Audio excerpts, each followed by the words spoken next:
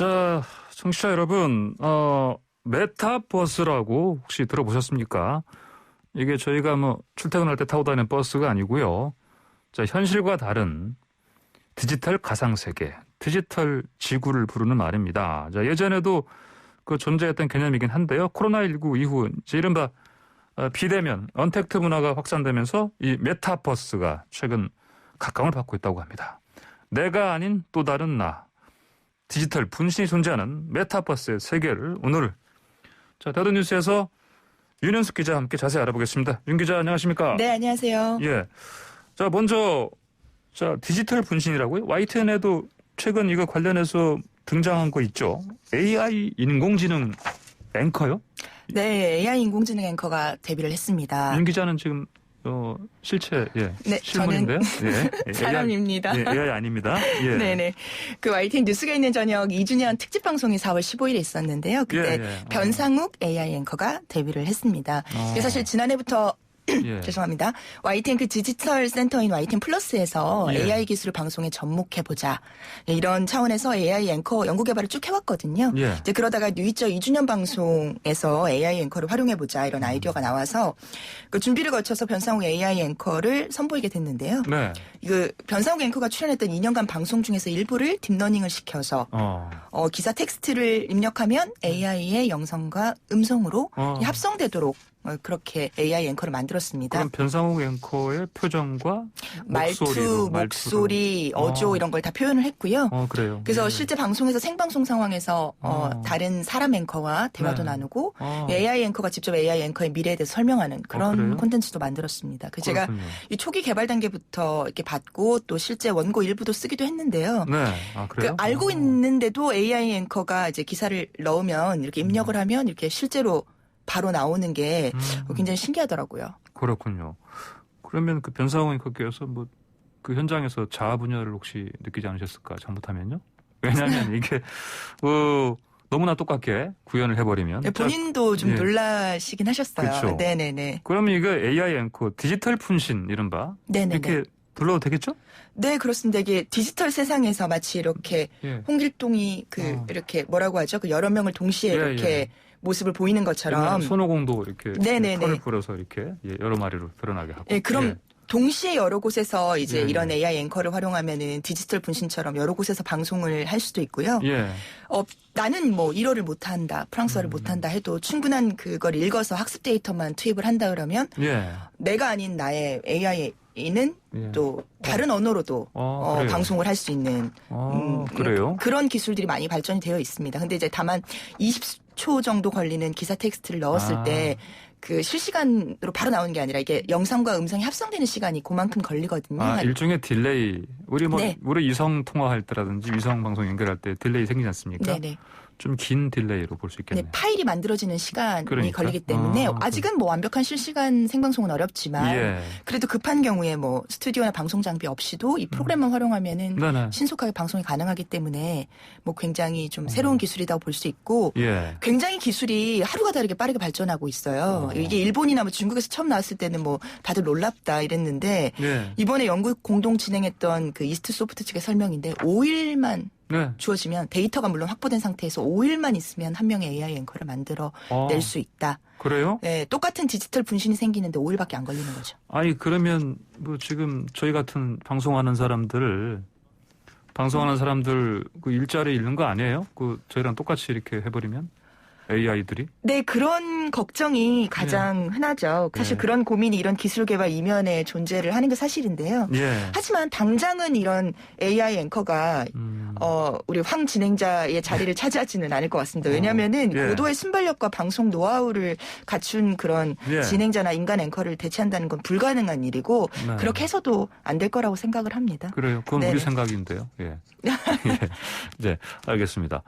자, 그러면, 근데 AI 앵커 같이 또 이 디지털 분신이 주목받는 곳이, 또 있다. 아까 제가 초반에 소개한 메타버스요. 네네네. 이거 좀, 제가 설명 잠깐 했는데 좀 설명 좀 해주세요.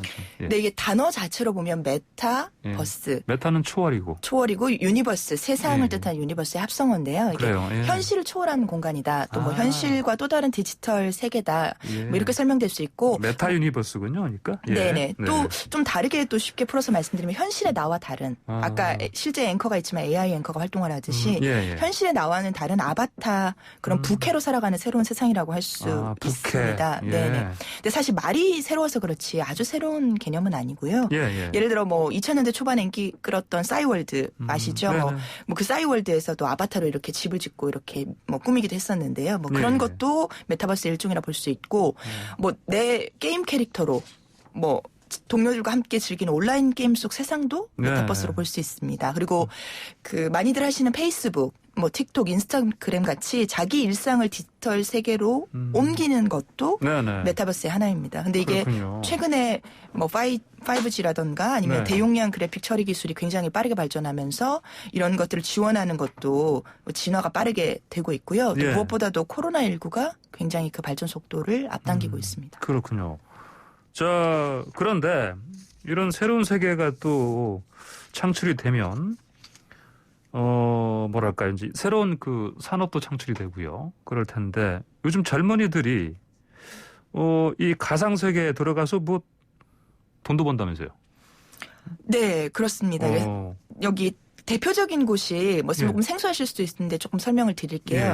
로블록스랑 제페토라는 곳인데요. 로블록스? 제페토. 네, 어른들한테는 좀 생소할 수 있는데 젊은 세대들한테는 지금도 굉장히 많이 쓰이고 큰 인기를 끌고 있는 곳인데 그 먼저 로블록스라는 곳이 대표적이니까 설명을 좀 드릴게요. 미국의 게임 플랫폼인데 작년에 사용자가 1억 명을 넘었고요. 주로 10대 아이들이 주류 이용자입니다. 뭐 어떤 조사에는 미국의 16세 이상 아이들의 절반 이상이 이 로블록스를 쓰는데 유튜브보다 뭐 거의 2.5배 정도 더 많은 시간을 여기서 보내고 뭐 넷플릭스도 많이 보시지만 넷플릭스보다는 뭐 열 몇 배 이상 여기서 더 많이 체류한다 이런 조사도 있고요. 이게 자신이 상상하는 가상 세계를 이 안에서 만들어서 사업도 하고 또 뭐 그 안에 그 가상 세계에 관련된 인프라들을 뭐 다른 사람에게 제공을 하면서 돈 버는 청소년들이 굉장히 늘고 있습니다. 그래요? 한마디로 살고 싶은 대로 살 수 있는 곳이네요. 살고 싶은 곳에서 내가 꿈꾸는 나로 살 수 있는 그런 다 실현할 수 있는 곳. 네네. 돈까지 벌고요. 네, 그런 비슷한 곳이 우리나라에서 뭐 대표적으로 비견에서 들 수 있는 곳은 제페토라는 곳인데요. 제페토. 네네네. 그 3D 증강현실 아바타를 만드는 앱인데 그 안에 엄청 다양한 가상세계가 모여 있어요. 그래서 뭐 여행도 다닐 수도 있고 놀이공원도 갈 수 있고 좋아하는 아이돌 가수도 만날 수 있고 이런 곳입니다. 네이버의 자회사가 만들었는데 이거 국내 회사가 만들었지만 세계적으로 인기를 끌고 있고 사용자가 2억 명을 넘었습니다. 그렇게 많아요? 만약에 10대 아이들 키우고 계신 부모님들이라면 한번 핸드폰 슬쩍 이렇게 봐보시면 이미 깔려 있을지도 모르는데요. 사용자의 80%가 10대입니다. 그 20% 나머지 해당하는 사람 중에 한 명이 전데 들어가 봤는데 그래요? 정말 신기하더라고요. 거기서 10대 청소년들이 굉장히 친구도 사귀고 대화도 하고 현실에서 못하는 아까 말씀하신 그런 것들을 마음껏 할 수 있는데요. 뭐 예를 들어 구찌 같은 패션 업체들이 이 안에서 가게도 열어요. 그래요? 근데 10대 청소년들이 오프라인 매장에서 그런 명품 사기는 어렵잖아요. 근데 여기서는 나의 아바타를 꾸미는데 그런 고급 옷으로 치장할 수도 있고 또 가수들도 여기서 콘서트를 합니다. 그래요? 네, 근데 사실 지금은 코로나 때문에 못하지만 코로나가 아닌 상황에서도 체육관 같은 데서 아무리 대규모로 열어도 뭐 10,000명대, 수만 명대 규모잖아요. 근데 여기서는 거의 뭐 온라인으로 접속을 하니까 뭐 3천만 명, 뭐 많을 때는 수천만 명이 함께 관람할 수도 있고 그게 가수들한테는 이익으로 연결되기도 합니다. 그렇군요. 그래서 BTS 같은 경우에 지난해 그 빌보드 차트 1위 찍었던 노래. 다이너마이트. 네네네. 그 같은 경우에 첫 번째 뮤직비디오를 이 메타버스 공간 안에서 공개를 하게 됐고 바이든 미국 대통령도 민주당 후보 시절에 대선을 이런 동물의 숲이라는 메타버스 게임이 있는데 거기 안에서 선거 유세를 하는 것도 있었습니다. 굉장히 다양하게 사용이 되고 있어요. 그렇군요. 전시를 못 가니까 뭐 가상 미술관을 메타버스 안에서 연다든지 아니면 가상 여행을 뭐 투어를 뭐 진행한다든지 굉장히 다양한 곳에서 쓰이고 있습니다. 그렇군요. 자, 이렇게 되면 아까 제가 언급했는데 기업들도 이쪽으로 돈 또 투자하고 그러지 않겠습니까? 네, 사람이 있는 곳에 돈이 모이기 마련이죠. 그래서 굉장히 많은 기업들이 주목을 하고 있고요. 특히 세계적인 테크 기업들이 차세대 먹거리로 메타버스를 주목을 하고 있습니다. 뭐 애플, 마이크로소프트뿐만 아니라 페이스북도 이 주도권 확보를 위해서 혈안이 돼 있고 국내에도 게임 업체를 비롯해서 많은 기업들이 지금 진출을 하고 있고 투자를 하고 있습니다. 그렇군요. 알겠습니다. 자, 그리고 그 시장 규모가 세계 메타버스, 메타유니버스 규모가 315조 원에 이를 것이다? 이런 전망이 있나요? 네네네. 그러면은 이렇게 잘 되면 또 부작용도 있지 않겠습니까? 네, 뭐 모든 것이 그렇지만 좋은 면만 있는 건 아니죠. 우려되는 부분도 있는데 일단 과몰입이 우려가 되고요. 가상 세계에 너무 빠져가지고 거기서는 이제 막 자신의 의지대로 할 수 있으니까 현실 세계 에서 생활이 오히려 어려워질 수도 있고 또 반대로 어려운 현실의 도피 수단으로 가상 세계로만 가려고 하는 그런 문제도 있지 않을까 그런 우려가 있습니다. 또 가상 공간에서 익명성에 기대서 현실에서보다 좀 더 폭력적이고 또 뭐 혐오 발언이라든가 차별적인 행동을 할 수 있는 그런 우려도 있고요. 또 아까 뭐 대화를 했던 것처럼 메타버스 안에서 경제 활동이 이미 이루어지고 있거든요. 그럼 이제 이런 부분이 이제 계속 확장이 될 때 뭐 세금은 어떻게 할 건지. 그러게요. 또 디지털 분신이라고 할 수 있는 그런 나의 아바타에 대해서 혹은 내가 다른 아바타에 대해서 어떤 범죄들 뭐 명예훼손을 한다든지 뭐 해킹 같은 걸 한다든지 그런 범죄들이 발생했을 때 어떻게 규율을 할 건지 뭐 이런 부분들을 생각해 볼 문제들이 이제 떠오르고 있는데요. 그리고 이제 글로벌 플랫폼 기업들이 운영을 하기 때문에 메타버스가 이게 굉장히 확대가 됐을 때 이 관리 주체가 정부가 돼야 되는 건지 아니면 기업이 돼야 되는 건지 이게 메타버스라는 새로운 세상은 코로나 때문에 성큼 앞으로 다가왔는데 이 가상 세계 안에서 일어나는 다양한 일들에 대해서 어떻게 대처해 나갈 건지는 지금부터 고민이 필요해 보입니다. 빨리 봐야 되겠네요. 예, 어디 몇 번 버스 아니니까 기다리지 마시고요. 알겠습니다. 유머까지. 예, 알겠습니다. 자, 근데 윤 기자. 오늘이 마지막 시간이죠? 네, 아쉽게도 마지막 시간입니다. 많이 아쉽습니다. 저도 지금 그동안 정말 더 알고 싶은 내용, 그런 것들 재미난 내용 더 깊이 있게 더 이렇게 알려주셨는데, 알찬 뉴스 많았었는데, 수고 참 많으셨습니다. 감사합니다. 네, 감사합니다. 네, 다음 기회에 또 찾아뵙겠습니다. 그러니까요. 다음 기회에 언젠가 다시 또 뵙죠. 네, 감사합니다. 네, 감사합니다. 네, 지금까지 더더 뉴스 YTN의 윤현숙 기자였습니다.